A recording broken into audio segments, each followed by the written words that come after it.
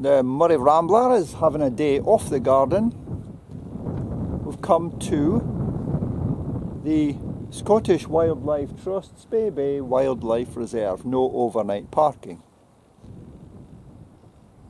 First we're looking at this stretch of water here, and here's some ducks on it. Let's have a look and see what we can see. This is Wigeon. They're quite far away here, so that's the problem here. I haven't been able to get very close. But this is often the view you get of Wigeon. Their heads are under the water because they're vegetarian and they feed on the things, the weed on the bottom. This is a better view. You can see the male on the right there and the female on the left. And as I said, this is more often the view you get because they're a dabbling duck and they like to stick their heads under the water and get the weed on the bottom. And here we go. You'll see this quite a lot with Wigeon. This is little grebe. You'll see them all around the coast. They are feed on insects and larvae and even small fish under the water.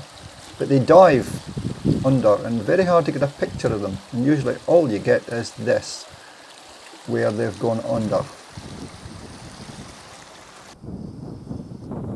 The day hasn't turned out quite as well as I'd hoped. It's been lovely here, it really has. I love this place and the atmosphere. The trouble was, we arrived here and the Wigeon were there. Loads of Wigeon. So I thought I'll have a cup of tea first and then go out and get some shots of them. So by the time I had had my tea and went out again, they had disappeared. Much further up. They were about 200 yards, 300 yards away. They disappeared right away up there into the about 500-600 yards away, double the distance. So that's why the shots are not quite as good as I'd hoped.